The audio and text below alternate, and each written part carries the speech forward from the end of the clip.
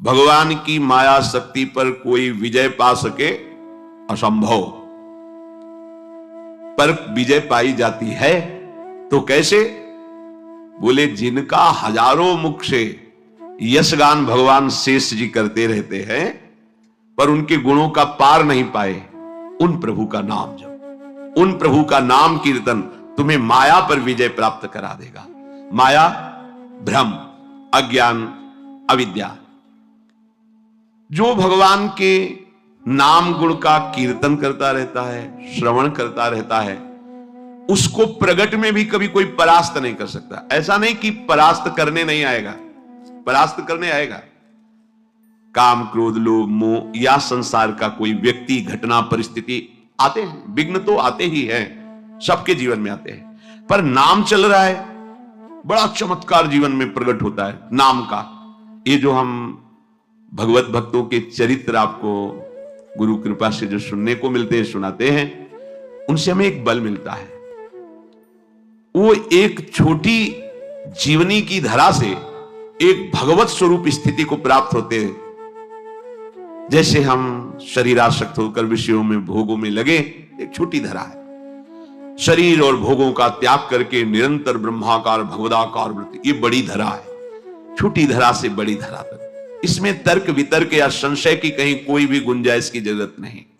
भक्तों के चरित्र श्रवण मात्र से प्रभु के नाम रूप लीला धाम में रति होती है। आपके मुख में भगवान नाम चल रहा है तो कोई भी आपको परास्त नहीं कर सकता। बड़ी महिमामयी इस महाभागवत की बात है। सुधन्वा जी, ये एक चंपापुरी नाम का राज्य था, वहां के राजा हंसध्वज जी थे, उनके पुत्र थे श्री सुधन्वा जी। परम धार्मिक, धर्मपूर्वक राज्य का शासन करना और प्रभु की भक्ति में रत रहना और योद्धाओं में सर्वश्रेष्ठ वृत्ति रखना, ये हंसध्वज राजा का प्रभाव। पूरी प्रजा को अपने पुत्र की तरह पालन करना। राजा पूरे देश का पिता है और प्रजा पुत्रवत राजा के द्वारा पोषित होती है। जो प्रभु का भजन करते हैं, ये ना समझा जाए कि वो गरीब ही लोग भजन करते हैं, भिखारी लोग भजन करते हैं, ऐसा नहीं। ये प्रभु का भजन जो करते हैं वो गरीब नहीं है, जो प्रभु का भजन नहीं करते वो गरीब है, क्योंकि अंतिम समय उनके पास कुछ नहीं रहता तो हुए ना निर्धन। और जो भजन करते हैं वो माला माल होकर के यहां से जाते। परम धन राधा नाम, खूब जमा है राधा नाम, अब उनको आनंद ही आनंद प्राप्त होगा। तो ये उस समय की बात है जब महाराज युधिष्ठिर अश्वमेध यज्ञ कर रहे थे। प्रद्युम्न, सात्विकी आदि असंख्यों महारथी योद्धा द्वारिका से सहयोग के लिए आए हुए थे। घोड़ा छोड़ा जाता है, जिस राज्य से घोड़ा जाता है तो घोड़े का पूजन करके नमस्कार कर लिया तो मतलब वो राजाधीन है, और अगर घोड़े को पकड़ लिया तो मतलब युद्ध होगा, तब आगे बढ़ा जाएगा। जे ही गुप्तचरों ने हंसध्वज राजा को समाचार दिया कि महाराज युधिष्ठिर का अश्वमेध यज्ञ का घोड़ा आपकी राज्य सीमा में प्रवेश कर चुका है, उनको बहुत आनंद हुआ।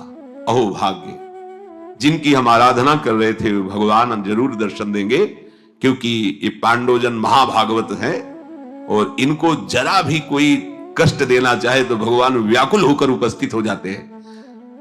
गुप्तचरों से पूछा कि क्या भगवान श्री कृष्ण भी हैं? बोले उनके तो दर्शन नहीं हुए, पर हां द्वारिका की सेना भी उपस्थित है, तो उनका दर्शन जरूरी है।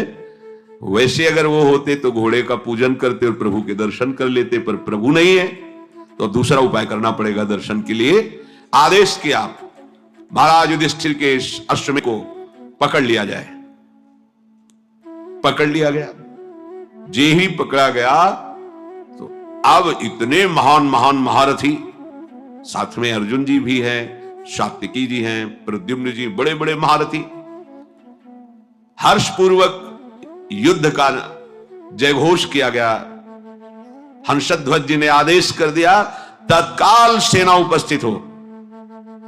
अगर तनिक भी विलंब किया गया तो खौलते हुए कड़ाह में उसे डाल दिया जाएगा। नगाड़े की ध्वनि पूरी होते होते पूरी सेना नगर के बाहर आ जानी चाहिए।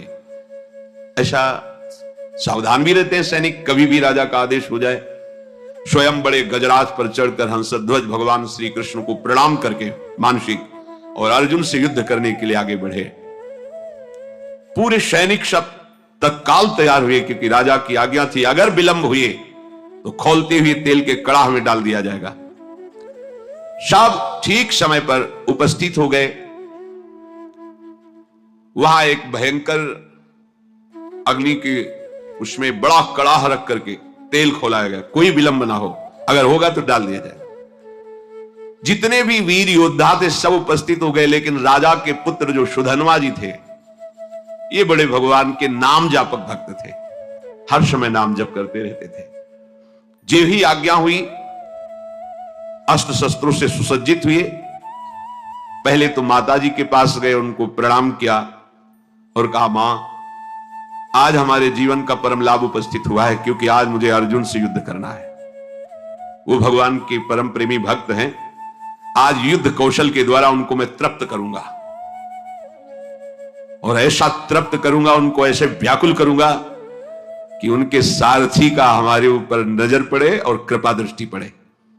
उनको आना पड़ेगा, पर हो सकता है हम वापस ना आए, इसलिए आपसे आशीर्वाद मांगते हैं कि मेरे मन की जो कामना है कि अर्जुन को तृप्त करूं, भगवान का साक्षात्कार करूं, वो पूर्ण हो।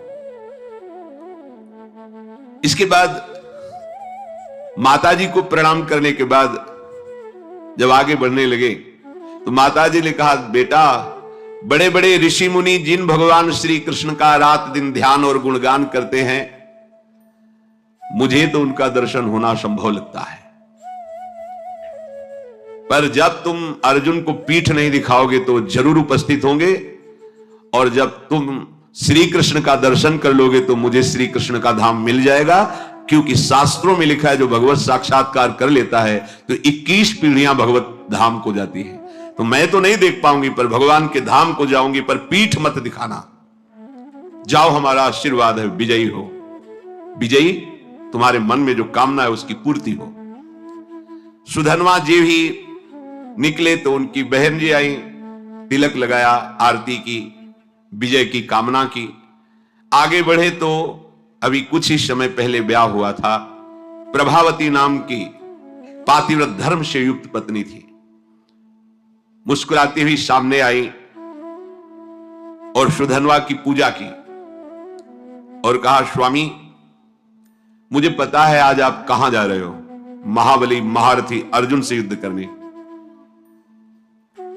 मैं जानती हूं कि जहां तुम जा रहे हो वहां से वापस आना असंभव है, जानती हूं, पर इतनी तो कृपा कर दो कि आपको जलांजलि देने वाला कोई होना चाहिए।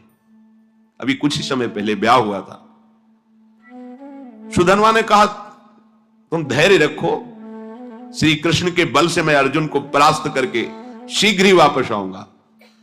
प्रभावती ने कहा, नाथ आज तक हमने ऐसा नहीं सुना कि जो श्री कृष्ण से मिलने के लिए गए हों फिर वापस लौटे हों। शास्त्र प्रमाण है, बड़ी गूढ़ बात कही।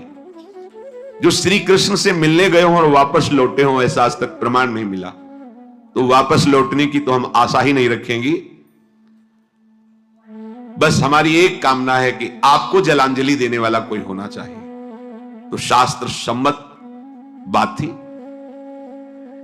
वहां कड़ाह में तेल खोल रहा है, सब आ चुके, लेकिन राजकुमार नहीं आए।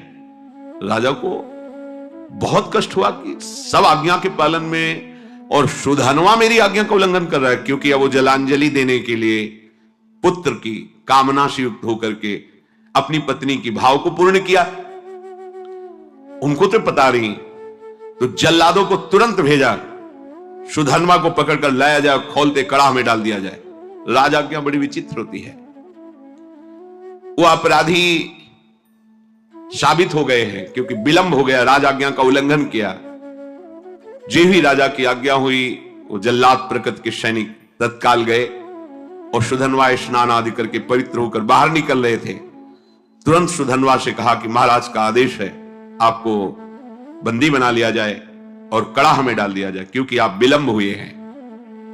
उनका एक बार पिताजी के सामने तो पहुंचने दीजिए। गए, पिता को प्रणाम किया।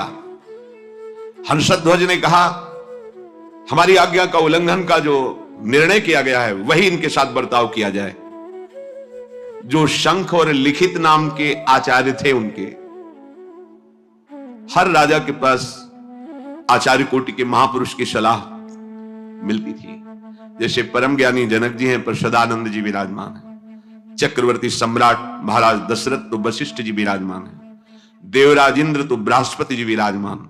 पहले ऐसा होता था कि सम्राटों के ऊपर, राजाओं के ऊपर महाराज विराजमान होते थे और कोई भी समस्या का समाधान उन्हीं से लिया जाता था। ये पुरोहित जो शंख और लिखित थे, ये जलते थे सुधनवा से, क्योंकि सुधनवा निरंतर नाम जप करती हुई भगवत आराधना में ये उनको पसंद नहीं था। तो कई बार तर्क वितर्क किया था। अब उनको अवसर मिला। राजा हंसध्वज ने पूछा कि आचार्य प्रवर, आपका क्या आदेश है इस विषय में? उनका जो आपकी आज्ञा हुई उसका पालन किया जाए, अर्थात इनको खोलते हुए कड़ाह में डाला जाए।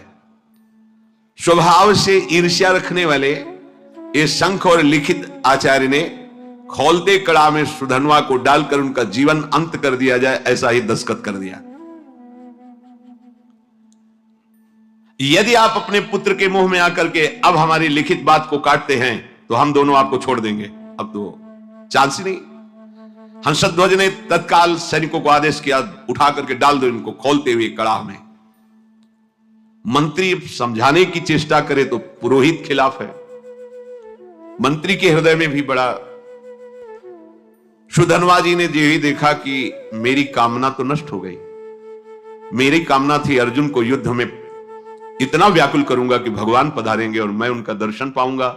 अब तो कड़ाह में डाल दिया जाएगा, तो चलो जैसी भगवान की इच्छा। कड़ाह में जे ही डालने को सुधनवा ने कहा, हे गोविंद, हे मुकुंद, हे हरे, मुझे मरने का तो दुख है नहीं, क्योंकि मरने के लिए निकला ही हूं, पर मैं मरने के पहले आपका दर्शन चाहता था, आपकी दृष्टि में दृष्टि मिलाना चाहता था। आप अर्जुन के पक्ष में होकर मुझे कैसे देखते हैं ये देखना चाहता था, सो अधूरा रह गया। यदि अर्जुन के बाणों से बिंधता और आप हमारी तरफ देखते तब मुझे आनंद मिलता। ये कायरों की तरह मृत्यु होगी कि कड़ाह में डाल करके। प्रभु, यदि आप हम पर कृपा करते हैं तो मुझे जो कामना है उसकी पूर्ति होनी चाहिए। मरना तो है ही, पर ऐसे नहीं ललकार करके, अर्जुन को व्याकुल करके मरने की इच्छा है। युद्ध स्थल में अपने पराक्रम को दिखाते हुए बाणों से आपकी पूजा करूंगा, फिर प्राण त्यागूंगा तो मुझे संतोष होगा। गांडीव धनुष से छूटे हुए बाण जब हमारे हृदय को बेधेंगे तो मुझे आनंद प्राप्त होगा। यह है वीरों का मृत्यु की मांग करना। तो इनसे कम वीर नहीं होते भगवत भक्तजन। काम, क्रोध, लोभ, मोह, मद, मत्सर, ईर्ष्या, द्वेष, पूरा जगत सबका विरोध सह करके भगवान के मार्ग में बढ़ते हैं, जो सच्चाई से बढ़ते हैं। श्री कृष्ण श्री कृष्ण श्री कृष्ण श्री कृष्ण। मुख से अनवरत तो चलता ही रहता था। उठाया गया और कड़ाह में छोड़ दे, खोलता हुआ तेल। काफी देर वो आनंद से उसी कड़ाह में बैठे रहे। आसपास तेल खोल रहा है, रोम भी नहीं जल रहा, क्योंकि अग्नि में जो दाहिका शक्ति है वो श्री कृष्ण के द्वारा दी गई है, और जिसके मुख में श्री कृष्ण है, जो श्री कृष्ण के आश्रित है, तो दाहिका शक्ति उसको कैसे जला सकती है? महावीर हनुमान जी महाराज, पूंछ में आग लगी है और पूंछ का एक रोम नहीं झुलसा, पूरी लंका जल गई। वहीं पूरी लंका के मध्य में विभीषण, जो रावण जैसे राजा के महामंत्री और भाई हैं, उनके महल में कहीं भी कुछ भी झुलसा नहीं, पूरी लंका जल गई। क्यों? दाहिका शक्ति जिनकी आज्ञा से काम करती, उनके भक्त का घर कैसे जल सकता है? उनके महाभागवत के एक रोम भी नहीं झुलसा हनुमान जी का। ऐसे ही सुधनवा जी का एक रोम भी नहीं झुलसा। जैसे जल में प्रफुल्लित कमल खिला रहता है, ऐसे मुख प्रसन्न श्री कृष्ण श्री कृष्ण श्री कृष्ण। अब सबको बड़ा आश्चर्य हुआ। तेल बुदबुद बुदबुद खोल रहा है, ये भी नहीं है कि वो शांत हो, और वो प्रसन्न मुद्रा में श्री कृष्ण श्री कृष्ण। ये नाम का बहुत चमत्कार है, अपने लोग उसे समझ नहीं पा रहे हैं। राजा हंसध्वज ने अपने पुरोहित शंख और लिखित से कहा, ये क्या हो रहा है, ये जल क्यों नहीं रहा है? पुरोहित जी विचार करके सोचते, आग तो जल रही, क्या तेल ये ऐसे ही खोल रहा है, इसमें गर्मी नहीं है? तो एक नारियल फल ऐसे वो कड़ाह में डाला, जे भी डाला, और इतना गर्म तेल था, फटाक से फटाओ, और लिखित और शंख दोनों आचार्य उनकी खोपड़ी में लगा जाके, और उनकी खोपड़ी में फफोले पड़ गए, उसकी बूंदे पड़ने। महाराज ये तो बिल्कुल आग है इस समय तेल। निश्चित है कि सुधन्वा श्री कृष्ण नाम के बल पर है, इसलिए ये आग इसे नहीं जला सकती। अब पुरोहित को विरोध करने का कोई भी अवसर नहीं। वहां के लोगों ने सुधन्वा जी कोई औषधि का प्रयोग किए हुए हैं क्या, जो तेल का प्रभाव नहीं पड़ रहा? वहां बड़े बड़े आयुर्वेदाचार्य भी थे, कहा नहीं, इस ऐसी स्थिति में कोई औषधि काम नहीं करती। इसका मतलब है कि ये जो कृष्ण कृष्ण बोल रहे हैं इसी का प्रभाव है।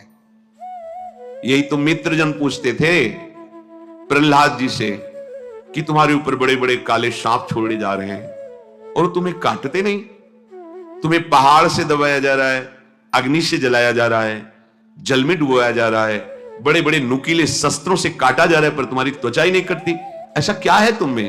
तो उन्होंने कहा, मैं हर समय हरि हरि श्री हरि ऐसा बोलता हूं, तो मुझे लगता है कि मेरे हरि मुझे ऐसे लिए हुए, तो ना कोई आग, ना कोई अस्त्र शस्त्र, ना कोई मुझे दुख, कोई छू ही नहीं पा रहा है, क्योंकि मेरे हरि मुझे गोद में लिए हुए और ऐसे किए हुए।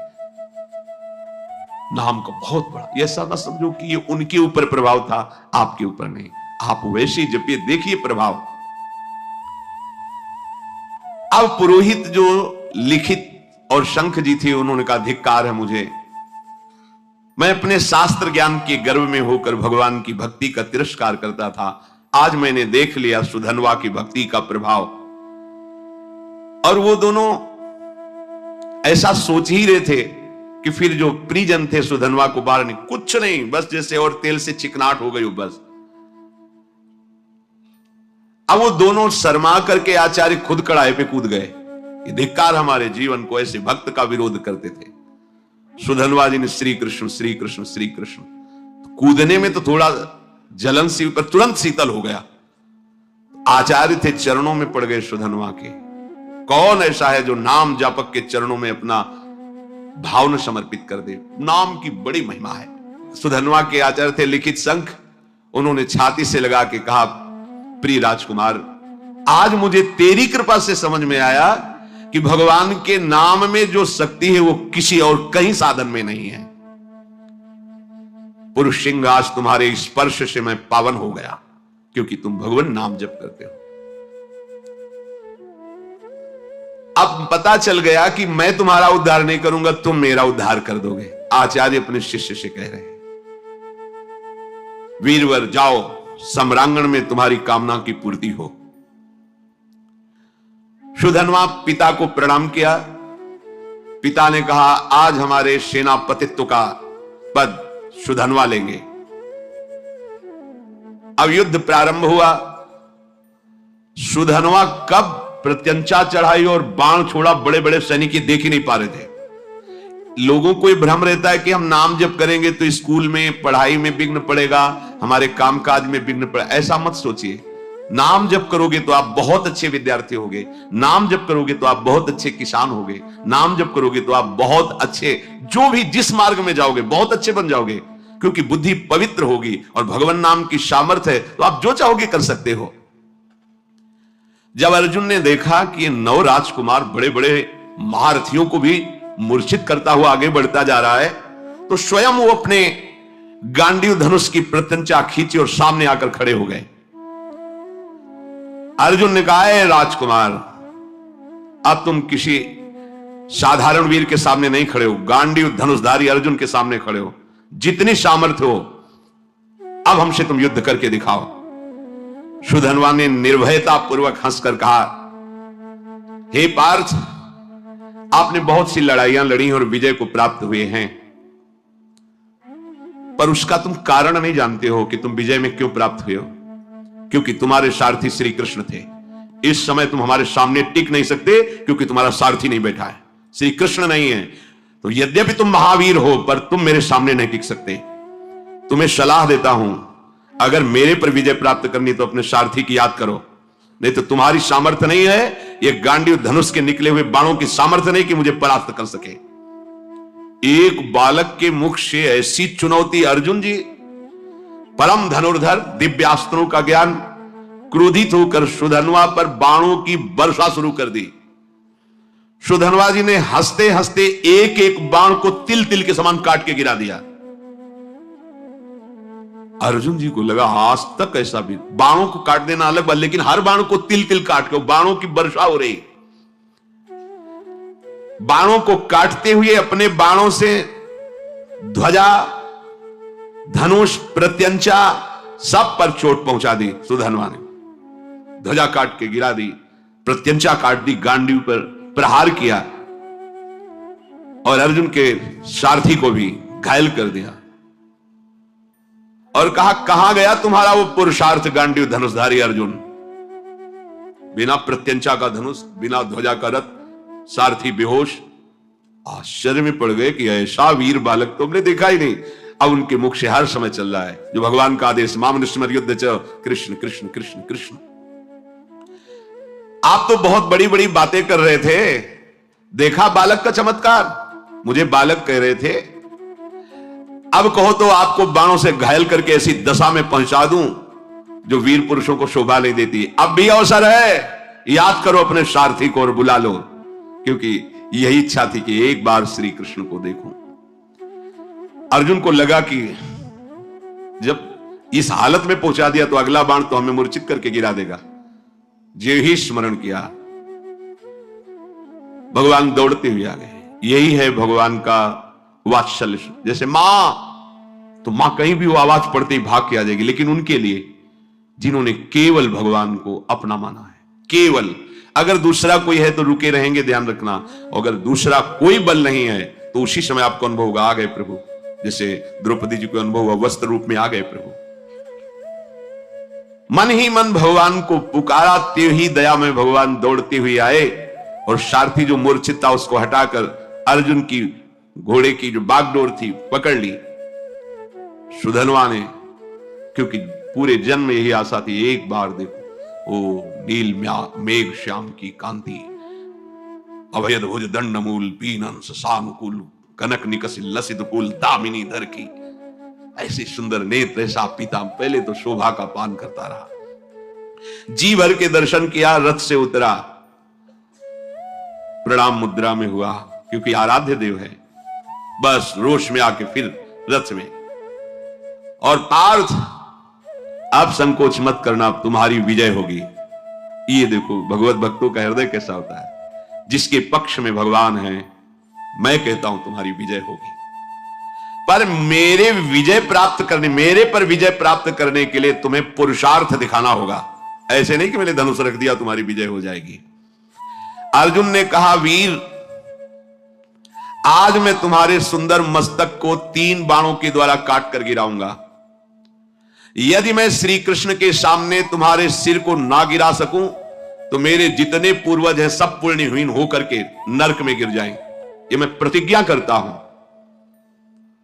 सुधन्वा ने कहा, पार्थ मैं श्री कृष्ण के सन्मुख प्रतिज्ञा करता हूं कि आपके तीनों बाणों को अपने पास नहीं पहुंचने दूंगा, बीच में ही काट के गिरा दूंगा और 3-3 टुकड़े करूंगा, और ऐसा ना करूं तो मुझे घोर दुर्गति प्राप्त हो।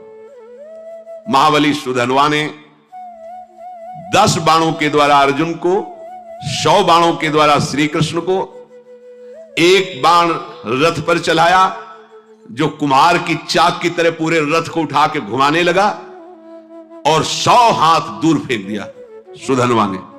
100 बाण भगवान की पूजा में, 10 बाण अर्जुन की पूजा में, और एक बाण मारा, रथ ऐसे चक्राकार होकर 100 हाथ दूर गिरा जाकर के। भगवान श्री कृष्ण बोले, धन्य है वीर, धन्य है। अर्जुन बिना समझे बुझे प्रतिज्ञा कर ली, पितरों को नरक भेजना है क्या? सुधन्वा देखो कितना महाबली है। सुधन्वा की शक्ति देखी तुमने? ओ श्री कृष्ण श्री कृष्ण श्री कृष्ण श्री कृष्ण नाम चल रहा है। अर्जुन ने कहा प्रभु उसकी प्रशंसा क्यों की? बोले जानते हो समस्त ब्रह्मांडों का भार लिए हुए मैं बैठा हूं, मुझे सहित तेरे सहित 100 कदम पीछे फेंक दिया। बोले प्रभु इसका इतना बल कहां से आ गया? बोले ये बहुत जोरदार है, ये तो निरंतर नाम जप कर रहा है, और दूसरा एक पत्नी व्रत है। बोले ये एक सुदृढ़ पत्नी व्रत है, इसलिए हमको दूर फेंक दिया। अर्जुन ने भगवान से कहा इस समय विनोद का समय नहीं है, इस समय तो हमारी हार हो रही, आपके बैठने पर भी।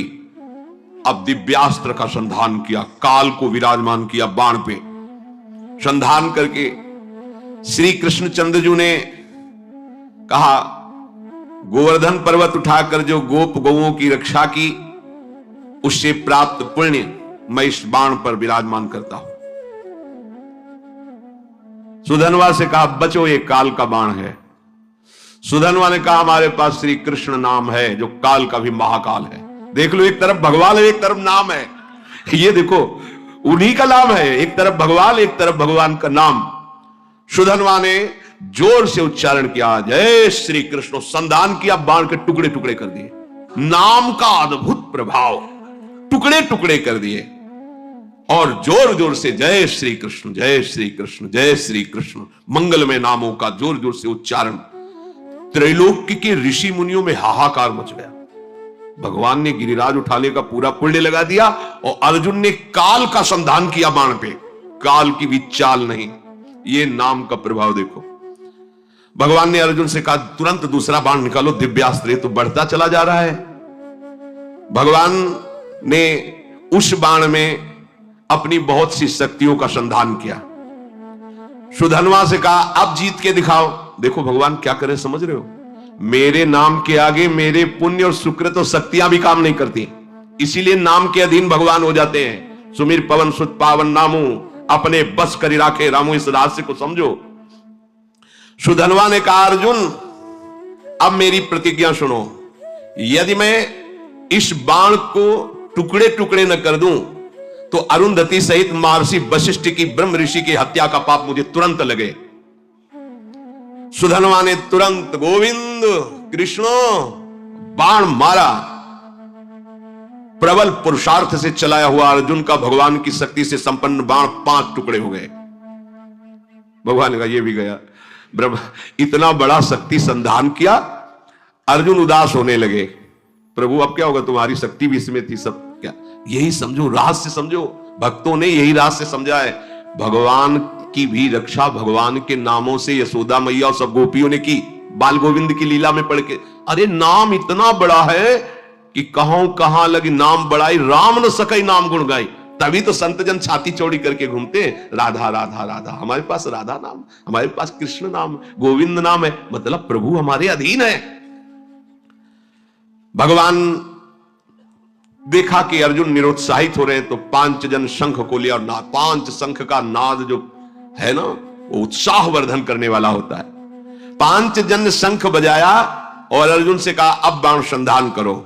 महामनस्वी अर्जुन ने तीसरा बाण हाथ में लिया, और भगवान ने कहा कि जब मैं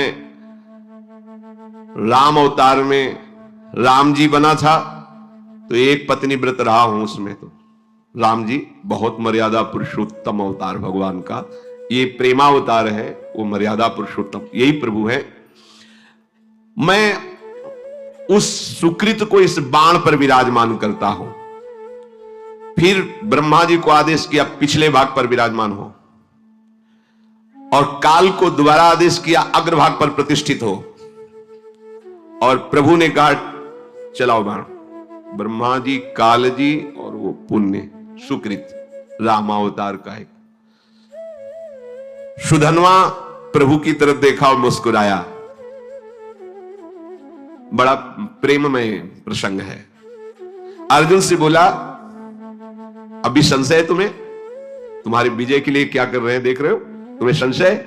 भला कोई प्रतिज्ञा करो अब तुम इस बाण के बचाने के लिए।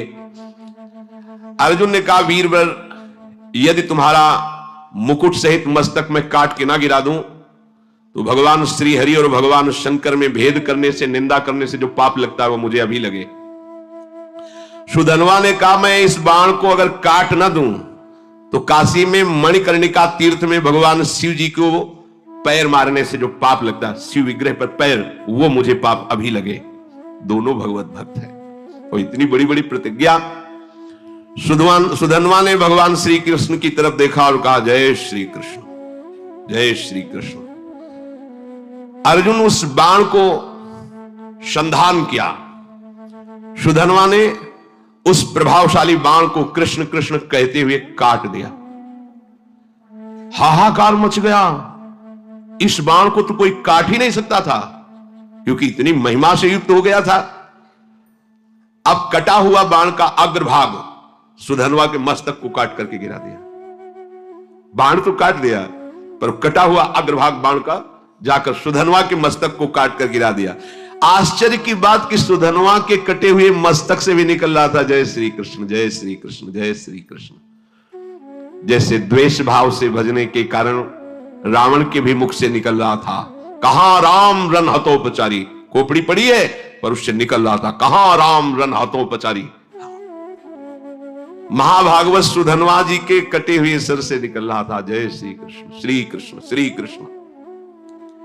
भगवान श्री कृष्णचंद्र जी उतरे और अपने कर कमल से उसके सर को उठाया और हृदय से लगाया। ये तो बाहरी लीला थी।